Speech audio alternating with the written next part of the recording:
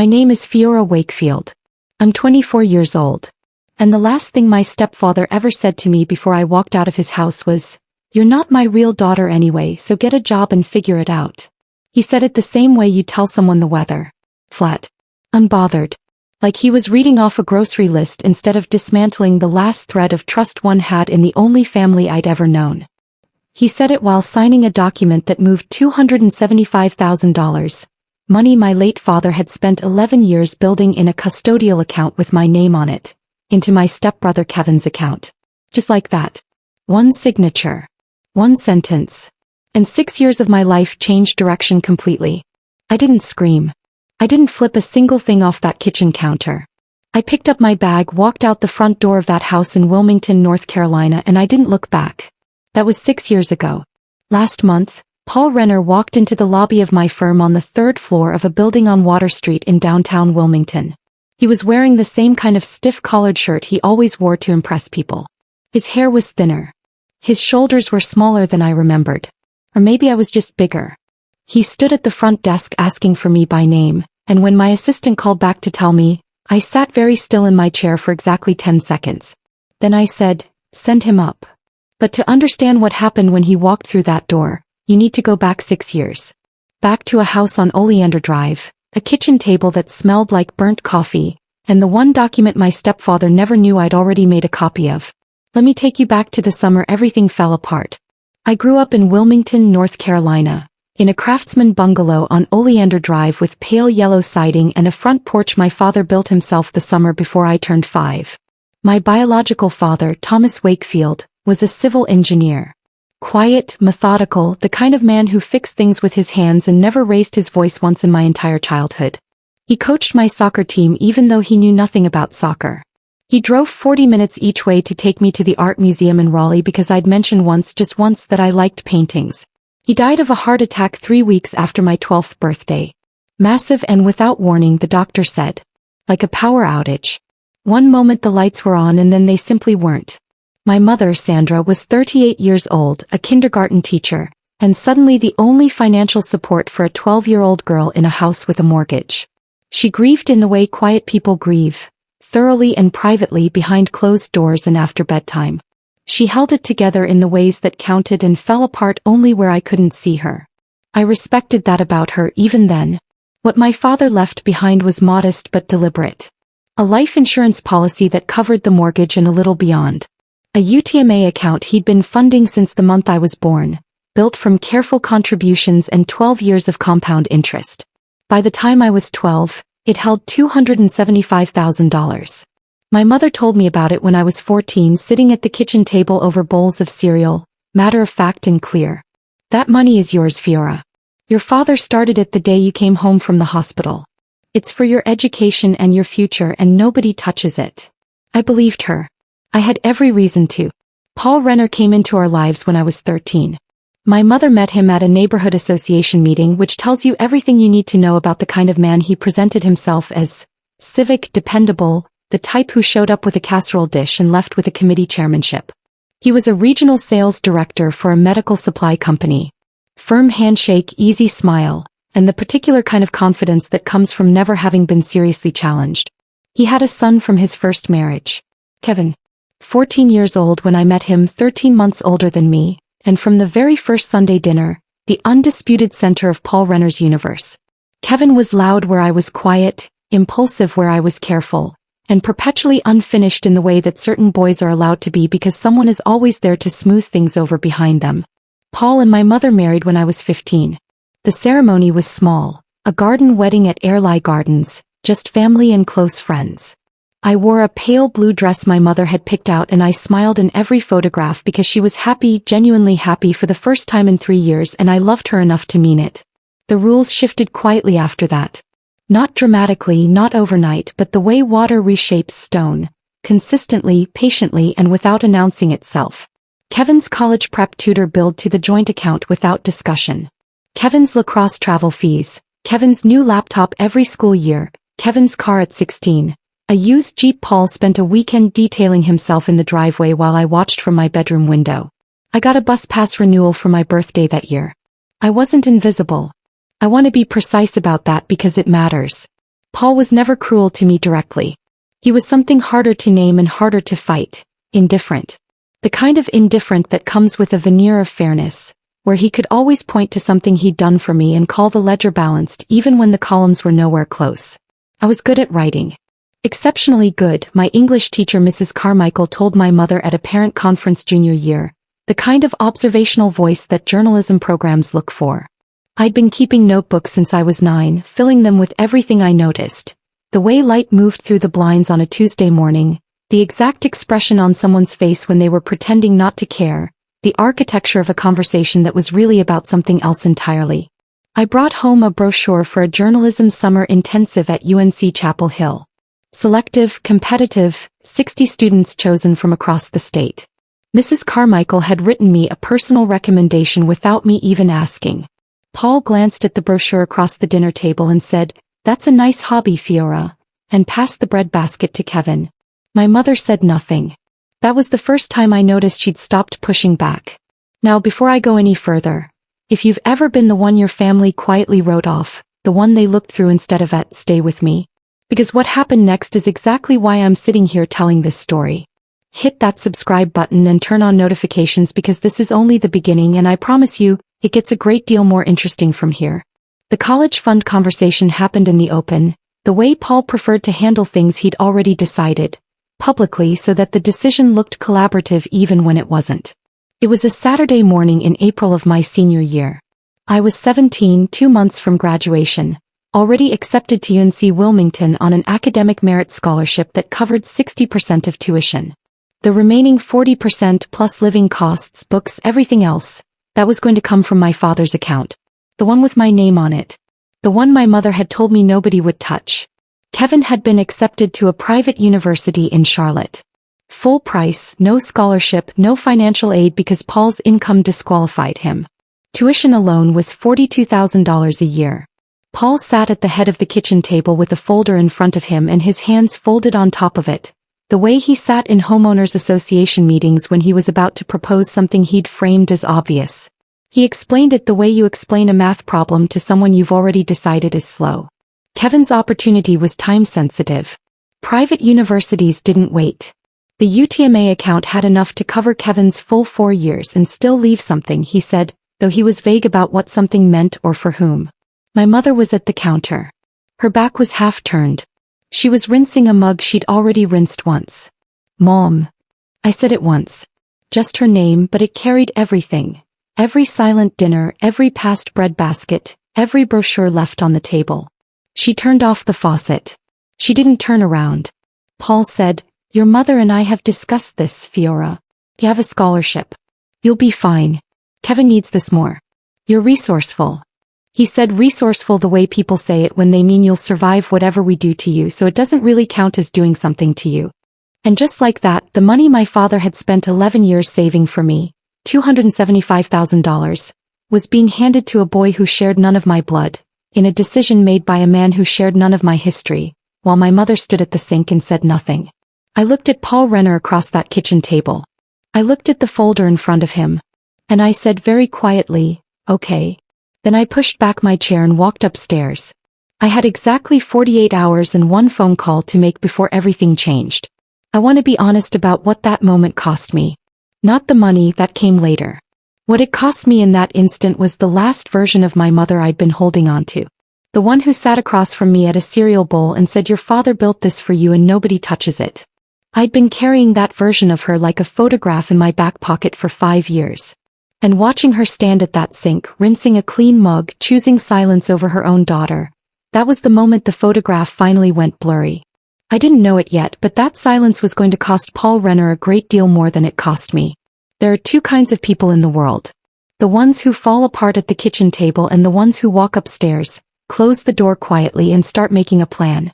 I had been the second kind my entire life and I wasn't about to change that now. I sat on the edge of my bed with my laptop open and my notebook beside me, the same spiral-bound notebook I'd been using since junior year, filled with story ideas, observations, and the occasional line of dialogue I'd overheard and couldn't let go of. I opened a new page and wrote 3 words at the top. What do I have? Not a question. A directive. I had a full name. I had a high school diploma 2 months away. I had an acceptance letter from UNC Wilmington with a merit scholarship attached. I had $460 in a savings account I'd opened myself freshman year with birthday money and babysitting jobs, an account Paul's name was nowhere near. And I had a phone number my maternal grandmother, Cecile Alderman, had pressed into my hand at Christmas the year before, written on the back of a recipe card for her sweet potato pie. If you ever need anything, and I mean anything, Fiora, you call this number first. She'd looked at me with the kind of directness that skips pleasantness entirely and goes straight to the bone. There are things I've been meaning to tell you about your father's arrangements. When you're ready. I hadn't called. I was 17, and 17 has a way of believing the emergency is always somewhere in the future. But sitting on that bed with the sound of Paul's television drifting up through the floorboards, ordinary and unbothered, I understood that the future had arrived without announcing itself. I called my grandmother the next morning. Early, before Paul was awake, before the house had found its rhythm. Cecile Alderman answered on the second ring, her voice alert in the way of women who have been awake for hours before anyone else notices. She was 71, a retired paralegal who had worked for the same family law firm in Durham for 34 years. She'd never once described herself as just a paralegal. She said, "I know the law the way mechanics know engines. I don't need the title to know what's under the hood." I told her what Paul had done. The UTMA account. Folder. The Saturday morning. The mug my mother wouldn't stop rinsing. Cecile was quiet for exactly 4 seconds. Then she said, "I was afraid of this. Listen to me carefully. Do not sign anything. Do not let him show you any documents without a copy in your hand. And meet me in Durham this Saturday." I took the bus. 3 hours each way, one transfer in Raleigh, a paperback sitting open in my lap the whole way because my mind was running too fast to follow any story that wasn't my own. Cecile met me at the station in a gray sedan that was impeccably clean, the way cars of disciplined people always are, and drove me to a brick building 2 blocks off 9th Street where a man named Robert Gaines had practiced estate and family law for 27 years. He was a colleague of my grandmother's from her working years. Soft-spoken, precise, and methodical in the way people are when they've spent 3 decades reading the fine print everyone else skips. He shook my hand, sat me down, and put a folder on the table between us. My father had been thorough. That was the word Robert used.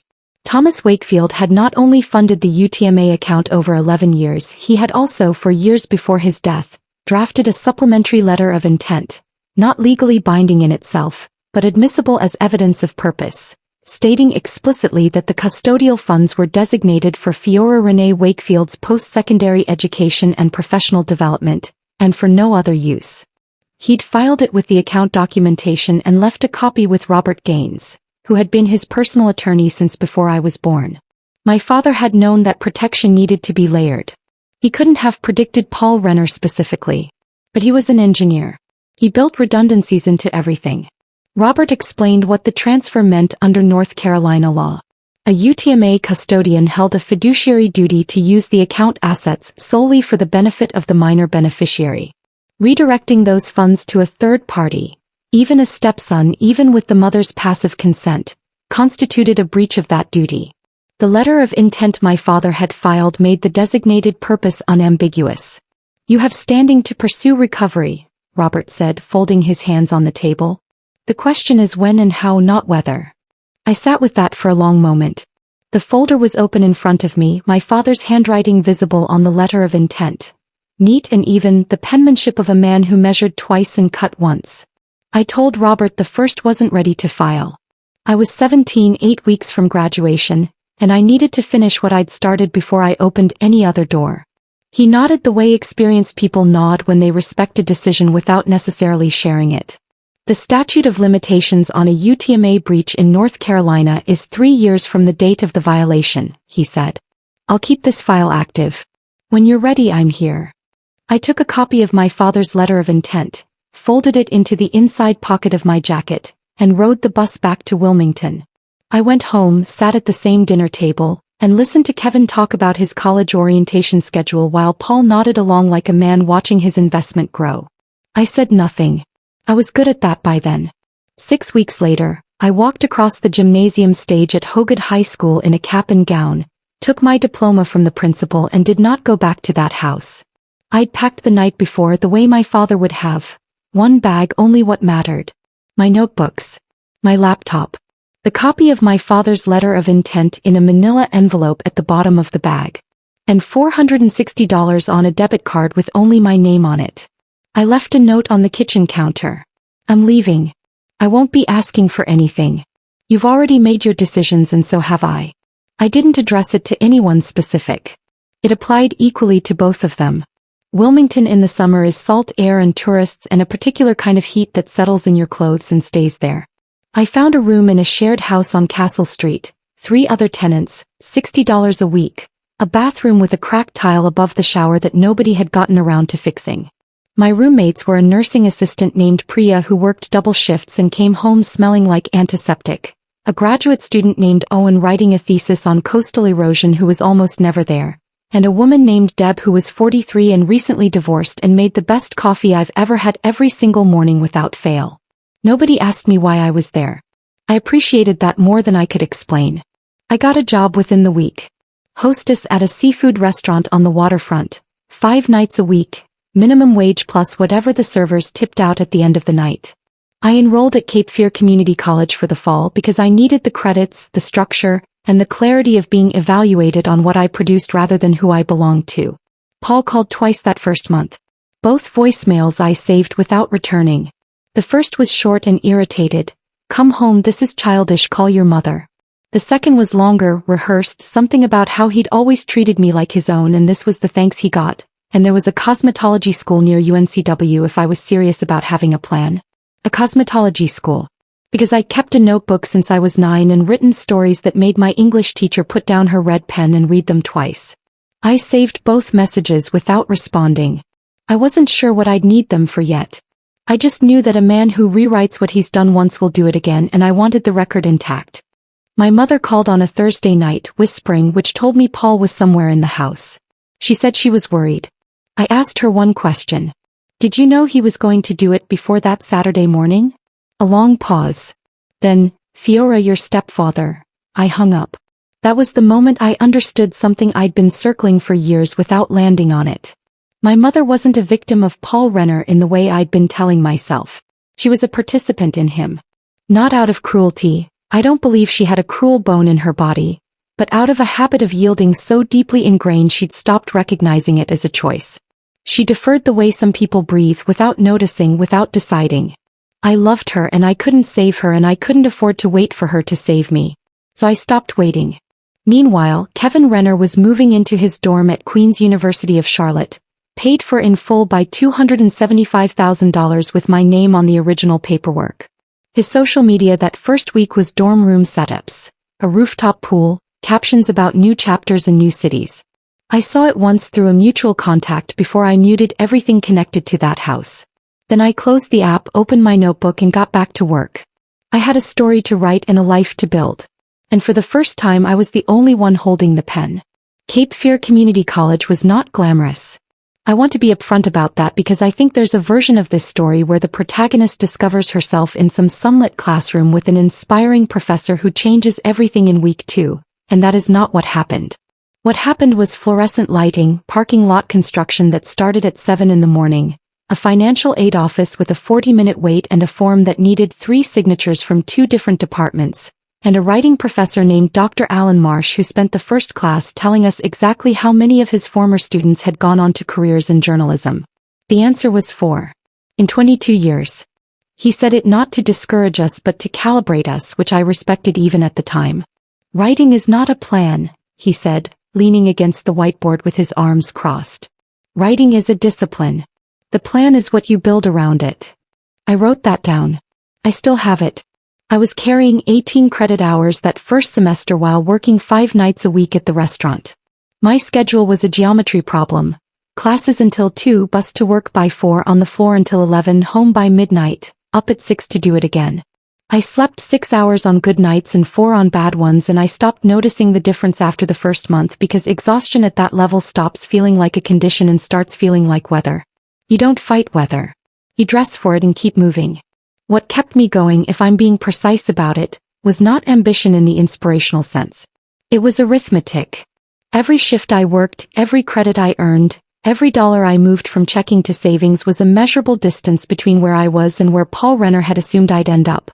He'd handed me a ceiling and called it a plan. I was too busy building a floor to look up. By the end of that first semester I had a 3.88 GPA, a small but growing collection of bylines in the college's online publication, and a feature piece about the redevelopment of downtown Wilmington's riverfront district that Dr. Marsh submitted to the State Community College writing competition without telling me first. It placed second. The prize was $200 and a certificate I framed not because I was sentimental but because it was the first external confirmation from anyone outside that house on Oleander Drive that what I did with a notebook had actual value. I called my grandmother that night. Cecile was characteristically understated. "Second place," she said. "What happened to first?" I laughed for the first time in what felt like months. That was worth more than the $200. The second semester brought two things I hadn't planned for. The first was a transfer scholarship opportunity at UNC Wilmington, the same school I'd been accepted to out of high school, the one whose remaining tuition gap had been the whole reason the UTMA account had mattered in the first place. The journalism program was competitive. The scholarship required a portfolio submission, 2 faculty recommendations and an essay. Dr. Marsh wrote one of the recommendations without hesitation. The other came from a woman named Patricia Hale, the editor of the Wilmington Alternative Weekly, who had read my Riverfront piece online and emailed the college publication asking if the writer was available for a freelance assignment. I had been at the restaurant on a Tuesday night when that email came through on my phone. I read it twice in the back hallway between the kitchen and the dining room with a tray of water glasses in one hand. Then I set the tray down, read it a third time, and went back to work because I had 6 tables and the night wasn't close to over.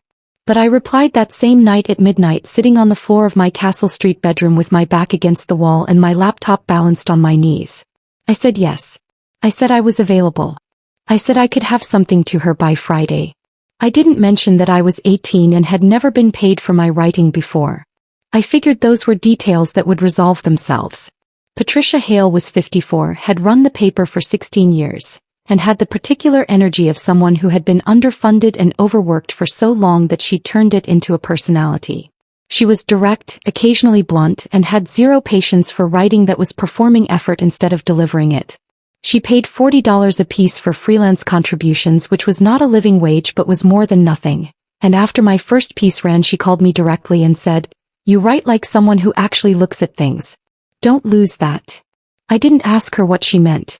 I knew what she meant. It was the same thing Mrs. Carmichael had tried to tell Paul across a dinner table while he passed the breadbasket to Kevin. Some people have the look and the word for the same thing at the same time. I had been told since I was 9 that it was a nice hobby. I was starting to understand it was something else entirely. The second thing I hadn't planned for that semester was Kevin. Not directly, he wasn't in Wilmington and I wasn't looking for him. But his presence reached me the way bad news always does, through the peripheral vision of someone who wasn't looking but saw it anyway. A girl I'd gone to high school with posted a photo from a party in Charlotte. Kevin was in the background, recognizable by the particular way he stood, weight on one hip, cup in hand, like he was perpetually waiting for someone to notice him. He looked exactly the same as he had at every dinner table in that house on Oleander Drive. Comfortable. Unhurried. Like the world was arranged for his convenience, which for the previous 18 months, it largely had been. I stared at that photo for longer than I should have. Not because I was angry, I was past the hot burning kind of angry by then, but because I was doing the math again. Semester 1 of 4 at Queen's University of Charlotte ran approximately $42,000 a year. He'd been there a year and a half. That was $63,000 of my money, spent on a boy who stood at parties with a cup in his hand and posted nothing that suggested he understood what that number meant. I closed the app. I opened my essay draft for the UNCW scholarship. I wrote for 2 hours straight and it was the best thing I'd produced all semester, and I think the photo had something to do with that, which is not a comfortable thing to admit, but it is an honest one. I got the scholarship. Full notification by mail. A letter from the journalism department chair with the university seal at the top. I read it standing at the Castle Street mailbox in February, coat on, keys in hand, already running 3 minutes late for a shift. I stood there long enough to read it twice, put it back in the envelope and texted my grandmother one word. Cecile called back in 30 seconds. I could hear her smiling through the phone, which is something you don't think is possible until someone does it to you. UNCW was a different atmosphere than Cape Fear. Not better exactly. I'd learned more about the actual practice of writing in Dr. Marsh's fluorescent-lit classroom than I would in several of my first university courses, but wider. More room. More people who were seriously building towards something. The journalism program had a student publication with a real editorial process, beat assignments, a faculty advisor named Professor Denise Okafor who had spent 12 years as a features editor at a regional paper before moving into academia and had the scar tissue to prove it. Denise Okafor did not offer compliments freely. She returned your work covered in margin notes and expected you to understand why each one was there. She once handed back a piece of mine with a single comment at the top. You're protecting yourself. Stop. I stared at that for 2 days before I understood what she meant. I'd been writing around the emotional center of the story instead of through it, keeping a careful distance from the thing that actually mattered because I'd spent 6 years keeping a careful distance from everything that hurt. It was a survival skill that had become a stylistic liability. I rewrote the piece. She read it, set it down and said, "There you are." I kept working at the waterfront restaurant through my first year at UNCW, picked up more freelance pieces for Patricia's paper, and started pitching a column, a monthly feature about the people and places of coastal North Carolina that didn't make the tourism brochures. Patricia said yes on the third pitch. Not the first, not the second. Third. The first 2 were ideas, she told me. The third one was a story. The column ran for 11 months. By the end of it, I had a readership that was small but consistent, a clips file that represented 2 years of actual published journalism, and an internship offer from the Wilmington Star News that I accepted before they finished the sentence. I was 20 years old. I had built every single piece of that from $460 and a scholarship and a hostess job and the particular stubborn refusal to let a man who'd never believed in me be the last word on what I was capable of. And somewhere across the state in Charlotte, Kevin Renner was finishing his 3rd year at a private university he had not earned and could not afford, on a timeline that was beginning very quietly to run out. I didn't know that yet, but I would soon enough. The Star News internship started in January of my junior year. 3 days a week, unpaid, which in journalism is considered standard rather than exploitative, though the line between those two things has always seemed thinner than anyone in the industry likes to admit. The newsroom was on South 17th Street, a low brick building that smelled like old coffee and printer toner, and the particular tension of a local paper trying to do serious work on a budget held together with goodwill and stubbornness. My supervisor was a city desk editor named Carl Bowen, 51 years old, former AP correspondent, moved back to Wilmington after his divorce to be near his kids and never left. He had the kind of institutional knowledge that only comes from covering the same city for 15 years. He knew which city council members actually read the agendas and which ones were performing, which developers had a history with the zoning board, which neighborhood associations had real power and which ones were mostly noise. He assigned me to the Port and Commerce beat because he said nobody else wanted it and he needed someone willing to learn something boring long enough to find out it wasn't. He was right.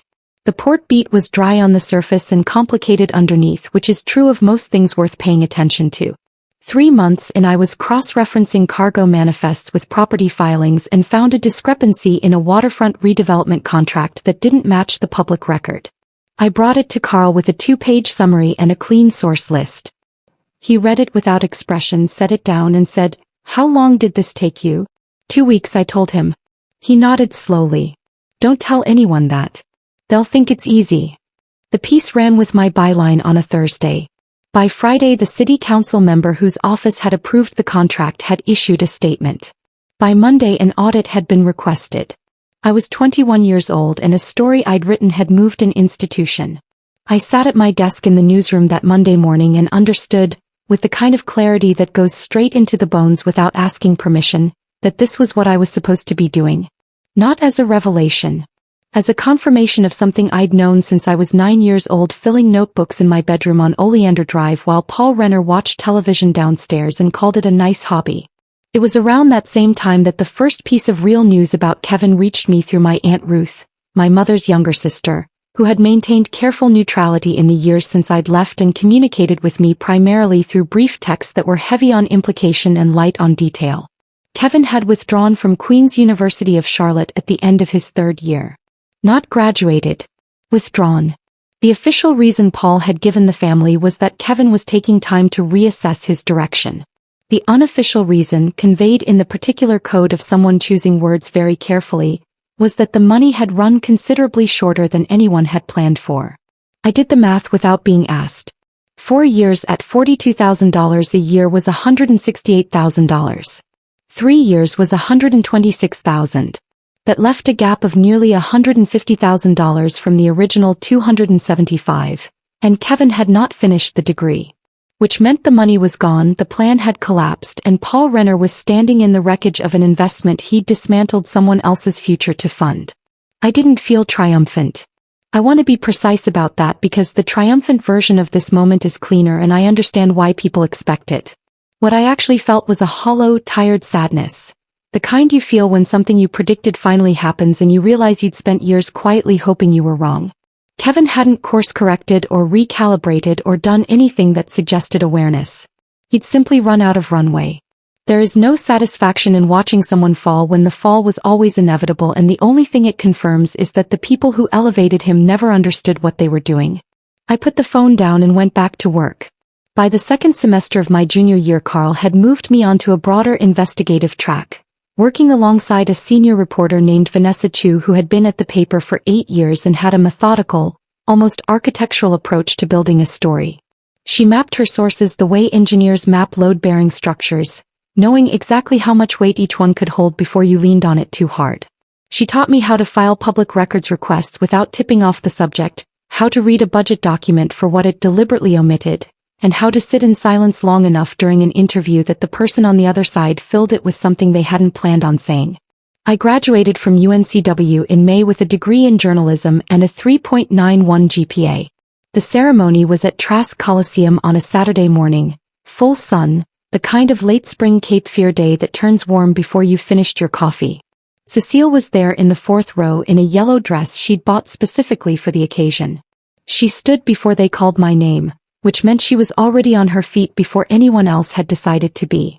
Patricia Hale came too, sat 2 rows behind Cecile, and I watched the two of them end up in conversation during the processional and wasn't even slightly surprised.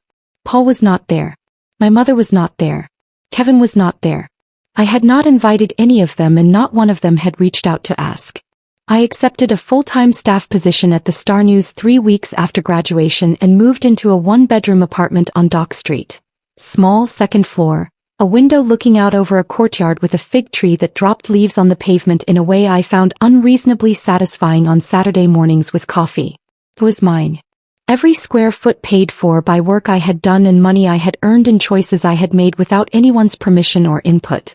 6 months in, Vanessa left for a position in Charlotte and Carl called me into his office. He offered me her investigative beat, a title change and a modest salary increase, none of which I would have asked for directly, which Carl seemed to already understand. "You never advocate for yourself out loud," he said, not unkindly. "That's going to be a problem at some point." I told him I was working on it. He said, "Work faster." Within a year on the beat I had broken 2 stories that generated state-level coverage. One on a pattern of code violations in low-income rental properties owned by a single LC operating under 3 different names. One on irregularities in a county school procurement contract that had been renewed without competitive bidding for 11 consecutive years.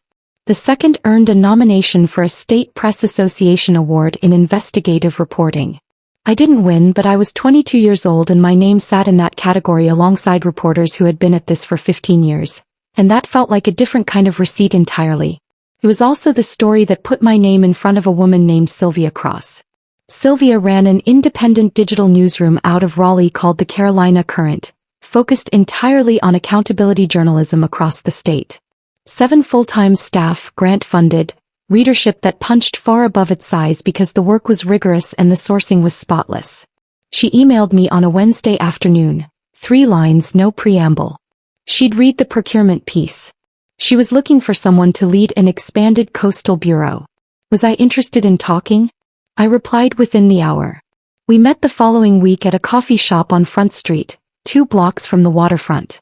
Sylvia was 58, silver-haired, and had the focused stillness of someone who had made a great many consequential decisions and had stopped being unsettled by the weight of them.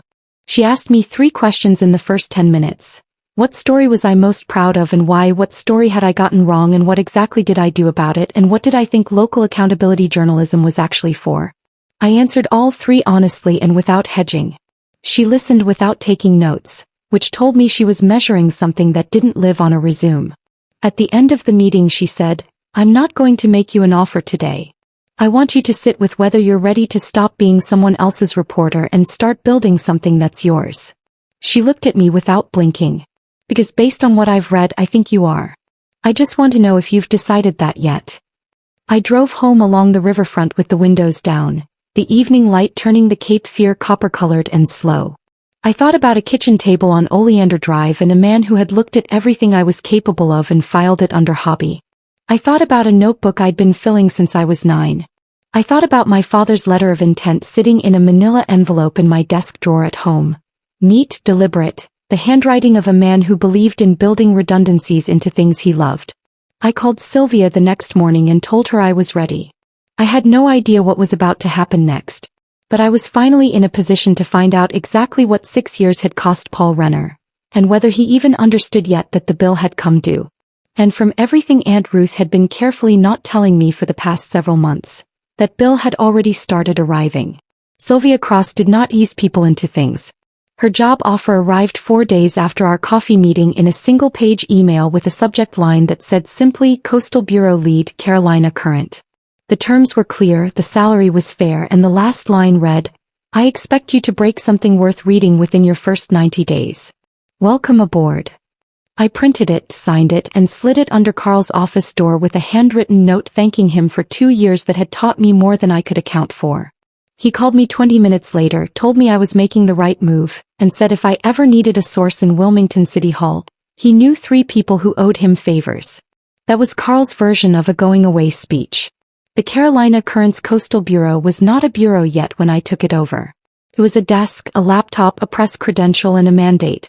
Sylvia had secured a 2-year grant from a journalism foundation specifically for coastal accountability coverage, and she needed someone to build the work from the ground up. I was 23 years old and it was the most professional responsibility I had ever held, and I treated it the way I treated every hard thing, by beginning before I felt ready and correcting course as I went. I rented a small office space on Princess Street, 2 rooms above a framing shop, with a window that looked out toward the Cape Fear River. 3 desks, a whiteboard, a filing cabinet I found secondhand on Facebook Marketplace and hauled up the stairs myself. I hired one part-time researcher named Tomas, a recent UNCW graduate who had the particular gift of finding documents that were technically public and practically invisible. Within 6 weeks we had 3 active investigations running simultaneously and a tip line that had already generated 2 leads worth pursuing. The work was serious and the hours were long, and I loved it with a completeness I hadn't expected to feel this early. Not because it was glamorous, it wasn't, but because every story we broke was a small act of accountability in a place that needed it, and accountability I had come to understand was the thing I cared about most. Not just professionally, personally, in every room I had ever been in. It was 4 months into the Bureau's operation that Aunt Ruth called me on a Tuesday evening while I was still at the office. Her voice had a different quality than usual, not coded this time, not careful. Flat and factual in the way people get when they've been sitting with something long enough that the emotion has burned off and only the information remains. Paul had been let go from his job. The medical supply company had restructured its regional sales division and eliminated several senior positions, Paul's among them. He was 53 mid-level with a salary that made him expensive and a track record that, according to what was filtering through the family, had been quietly unremarkable for the better part of 3 years. The severance was 12 weeks. The mortgage on the Oleander Drive house had been refinanced twice since I'd left, Ruth said carefully. The equity was thin. Kevin was living at home. He had been since withdrawing from Queens. He'd held 2 jobs in the 14 months since. One at a sporting goods store, one doing data entry for an insurance office, and had left both within 90 days. He was 24 years old with no degree, no savings, no professional direction, and the particular exhausted entitlement of someone who had been told their whole life that the right opportunity was always just around the corner and had started to suspect, without fully admitting it, that the corner kept moving. Ruth told me all of this without editorializing, which was her gift. She stated facts and let you draw your own conclusions, which is what honest people do when they know the facts are already enough. I thanked her. I sat at my desk for a while after she hung up and looked out the window at the river. The evening light was doing something complicated with the water, layering bronze over gray over the last pale blue of the sky. I thought about Paul signing that folder at the kitchen table. I thought about the 12 weeks of severance and the refinanced mortgage and Kevin on the couch in the house on Oleander Drive, 24 years old, waiting for a corner that wasn't going to turn. I thought about my father's letter of intent in my drawer and what Thomas Wakefield would have made of all of it. This careful, deliberate engineer who had built protections into the things he loved because he understood that the world did not stay still. Then I opened a new document and started writing the next story. That was what I had. That was what I could control. 3 weeks after Ruth's call, my mother contacted me for the first time in over 2 years. Not a whispered phone call this time, not a brief text. A letter, handwritten, 3 pages on plain white stationery, mailed to the office address she'd apparently found through the Carolina Currents website. I recognized her handwriting on the envelope immediately. The careful loops, the slight leftward lean she'd had her whole life. I opened it at my desk after Tomas had gone home for the evening. She wrote that she was not asking for anything. She wanted to be clear about that first, which told me she understood the weight of her history of silence and was trying to account for it before saying anything else. She wrote that she had watched what was happening in the house on Oleander Drive and that watching it had clarified things she had been avoiding for a long time. She wrote that Paul had not treated me fairly, that she had known it and said nothing because she had convinced herself that keeping the household intact was the same as keeping her family safe, and that she had been wrong about that in a way she could now see clearly and couldn't unsee. She wrote that she had started seeing a therapist. She wrote that she was considering her options. She did not use the word divorce, but the space around certain sentences had the shape of it. And at the bottom of the 3rd page in smaller handwriting than the rest she wrote, "I don't know who you've become because I wasn't there to watch it happen, and that is the thing I am most ashamed of. But I saw your name in an article someone shared and I read everything you've written that I could find online, and Fiora, your father would have been so proud he wouldn't have known what to do with himself." I set the letter down on the desk. I did not cry. Not then. I sat very still for a long time with my hand flat on the paper, and I thought about a woman standing at a kitchen sink rinsing a clean mug while her daughter's future was being signed away at the table behind her. I thought about the Thursday night whisper call and the years of careful silence and the way some people are so thoroughly inhabited by fear that courage becomes a foreign language they have to learn late, slowly, at great personal cost. I didn't write back that night. I wasn't ready. But I didn't file the letter away either. I folded it back into its envelope and set it on the corner of my desk where I could see it. The following week Paul called my office number. Not my cell, he didn't have it, but the bureau line that was listed publicly on the Carolina Currents website. My researcher Tomas answered and told me afterward that the man had identified himself, asked for me by name, and when told I was unavailable had asked if I could return the call at my convenience. He left a number. I looked at that number for 2 days. Not because I was afraid of the conversation. I had not been afraid of Paul Renner in a long time. I was deciding what kind of conversation I wanted it to be and what I was and was not willing to offer a man who had taken $275,000 from a dead engineer's daughter and spent 6 years never once acknowledging what he'd done. On the 3rd day I didn't call him back. I did something more considered than that. I emailed Robert Gaines. Robert had kept the file active the way he'd promised. The letter of intent, the UTMA transfer records, the documented breach of fiduciary duty, all of it preserved and organized and waiting. I told him that Paul had reached out and that before I responded to anything I wanted to understand the current legal landscape. The statute of limitations had been 3 years from the date of the violation. That window had technically closed. But Robert's reply arrived the same evening with a detail I hadn't fully accounted for. Under North Carolina law, the discovery rule could apply in cases where the minor beneficiary had limited access to legal information at the time of the breach. There was also the matter of the intercepted communication. Paul had known about the UTMA account's documentation and had not disclosed relevant information to me as the beneficiary. "This is not a closed door," Robert wrote. "It is a door that was never properly opened." I read that email 3 times. Then I called Robert directly and we spoke for 40 minutes.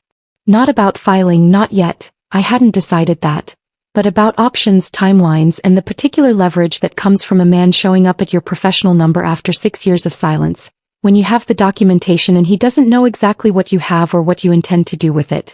When I hung up, I sat in the quiet of the office on Princess Street with the river out the window going dark and the framing shop below me long since closed for the night.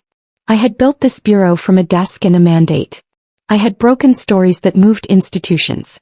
I had survived 6 years on exactly the terms Paul Renner had assumed would break me, and I had done it without asking him for a single thing. He had called my office. He was standing at a corner that wasn't going to turn on its own. And I had just realized that the next move was entirely mine. I did not call Paul Renner back. I want to be clear about that because I think people expect the confrontation to happen by phone, voices raised, years of grievance finally spoken into a receiver at full volume. That is not how I was built, and it was not how this was going to go. I had spent 6 years learning how to build a case before I opened my mouth, and I was not about to abandon that discipline for the satisfaction of a phone call he could hang up on. Instead, I blocked out my calendar for the afternoon and drove to Oleander Drive for the first time in 6 years. I want to tell you what that drive felt like because I think it matters. It was a Tuesday in late March, overcast, the kind of gray coastal morning that softens all the edges and makes everything look a little older than it is. I drove the route from memory without navigation because some things stay in your body longer than your head wants them to. Down Market Street, left on Oleander, past the dry cleaner and the pharmacy and the church with the marquee sign that had been missing the letter E since I was in middle school. The neighborhood looked the same. Smaller than I remembered, the way places always are when you've been somewhere larger. I parked at the curb and sat in my car for exactly 3 minutes. Not to gather courage. To be precise about what I was walking in to do and what I was not. I was not there to forgive. I was not there to repair. I was there to have one honest conversation in a house that had never had one, with the documentation in my bag and 6 years of built life behind me. I knocked. Paul answered. He looked older in the way that stress ages people faster than time does. A little grayer, a little softer around the jaw, the particular flattening that happens to men who have spent their whole lives being certain and have recently been given reasons not to be. He was wearing khakis and a collared shirt, no tie, like he'd dressed for a meeting that hadn't happened. He looked at me for a full 3 seconds without saying anything. Then he stepped back from the door. I walked into the house on Oleander Drive for the first time in 6 years. My mother was in the kitchen. She heard the door and came to the hallway entrance, and when she saw me she put one hand on the door frame and stopped. She looked different, not diminished, which is what I'd expected, but something closer to unfinished, like a woman in the middle of becoming something she hadn't fully named yet. She was not wearing her wedding ring. I noticed that before anything else. Kevin was not home. Paul told me this before I asked, which told me he'd thought about how this conversation might go and had decided it should happen without an audience.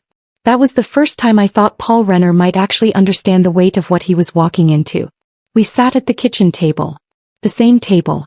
The same oak surface where a folder had been placed on a Saturday morning 7 years ago and my future had been transferred like a line item in a ledger. I set my bag down, took out the manila envelope and placed it flat on the table between us. Paul looked at it but didn't touch it. My mother poured coffee without asking. She set cups in front of both of us and then sat at the side of the table, not at Paul's end, not at mine. Somewhere between, which felt accurate. Paul spoke first. I know why you're here. His voice was measured, careful, the voice of a man who had been rehearsing. I should have handled things differently. With the account. With all of it. I let the silence sit. Then I opened the envelope and placed 3 documents on the table. The letter of intent my father had filed with Robert Gaines. The UTMA transfer records showing the full withdrawal and redirect of $275,000 from my account to Kevin's.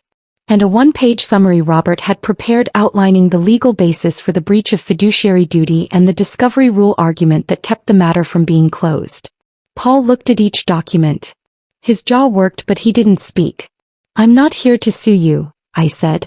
I want to be direct about that because I think you've been worried about it and I'd rather not waste either of our time on something I've already decided. I watched his shoulders drop slightly, the involuntary exhale of a man who had been braced for impact. But I am here to say what happened clearly and without euphemism in this room, so that no one at this table can ever again choose a version of events that makes it something other than what it was. Paul opened his mouth. I held up one hand, not aggressively, Just the signal to wait before saying something he'd need to take back.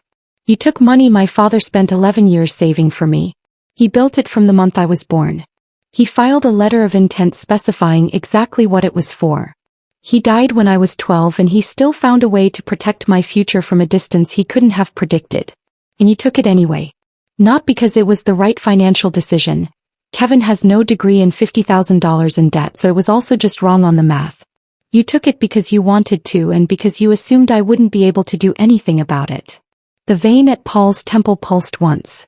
He was not a man who received correction easily, and this was the most directly he had ever been spoken to in his own kitchen. But he didn't stand. He didn't raise his voice. He sat with it, which was the first honest thing I'd ever seen him do. "You're right," he said. The words came out like something that had been lodged a long time and had finally found a way through. I told myself it was practical. That you had a scholarship and Kevin had a gap and the math worked. But I knew it wasn't right. I knew it the week after I signed the papers, and I didn't say anything because saying something meant admitting something, and I wasn't. He stopped. I wasn't built for that. My mother was very still. She was looking at Paul with the expression of a woman hearing a confession she had waited years for and found, now that it had arrived, both necessary and insufficient. "I know you weren't built for it," I said. "That's not an excuse. It's a description. And what it means is that the cost of who you were built to be got transferred to me." I set my coffee cup down. I'm 24 years old. I lead an investigative bureau. I own my equipment, my lease, my career, every professional relationship I have. I built all of it without $1 from that account, which I want you to understand was not because I didn't need it. I did. There were nights in my first 2 years I was doing math on the back of receipts in parking lots trying to figure out if I could make tuition. I needed that money. And you knew that when you signed it away and called me resourceful. Paul flinched at that word. He remembered it. "What I want from you today is not money," I continued. "I want you to look at me and say what you actually did. Not that you handled things differently. Not that the situation was complicated. What you did." A long silence. The refrigerator hummed. A car passed outside. Paul Renner looked at me from across the same kitchen table where he had once opened a folder and explained away my future with the calm of a man rearranging furniture. And he said, "I took money that belonged to you and I gave it to my son and I told you to figure it out on your own. And it was wrong. Not complicated. Wrong." Something shifted in the room. Not resolved. I don't want to suggest it was resolved because it wasn't. But something that had been held at pressure for 6 years released just enough to allow everyone in that kitchen to breathe differently. My mother set her coffee cup down with a small deliberate sound, looked at Paul and said quietly, "I'm filing the paperwork on Friday." She didn't look at me when she said it. She was telling him, not asking. The ring had been off for 3 weeks. She'd been waiting for something she couldn't have named, and this was it. I stayed another 20 minutes. We didn't talk about Kevin. We didn't talk about money. When I stood to leave, Paul stood too and extended his hand. I shook it. Not because we were square, not because anything was repaired, but because I had learned that releasing your grip on something is not the same as excusing it. It just means you've decided to carry something lighter going forward. I drove back to Princess Street with the windows down and the documents in my bag, the Cape Fear River running alongside the road the way it always did, indifferent and steady. I thought about my father, Thomas Wakefield, the engineer who measured twice and built redundancies into the things he loved. I thought about his letter of intent, filed before I was old enough to understand what protection meant, the handwriting of a man who had believed in the future with the quiet certainty of someone who had studied how things held together and how they came apart. I thought about Cecile in her yellow dress on her feet before my name was called. About Patricia Hale telling me I wrote like someone who actually looked at things. About Robert Gaines saying the door was never properly opened. About Sylvia asking if I had decided I was ready. I had decided. 6 years ago at a kitchen table I hadn't chosen. Every day since in rooms I had built from nothing and filled with work that was mine. People ask sometimes if I'm still angry about how it started, about the years the money would have bought me. I tell them I was for a long time, and that the anger was useful right up to the point where it wasn't. What replaced it was something steadier. A knowledge of what I was capable of that I could not have earned any other way. Because it was only in the absence of what was taken that I found out how much I could build from what remained. I parked, walked upstairs, sat down at my desk and opened a fresh document. I had a story to write. I always had. And this time it finally had an ending I could live with. If this story made you feel something, don't just scroll away. There are so many stories out there that never get told, and here on Confire Stories we bring them to life. So if you enjoy emotional real-life drama like this, take a second to subscribe and be part of the journey. And if you've ever been in a situation like this, or have a story of your own, share it in the comments. I read them. Thanks for watching, and I'll see you in the next story.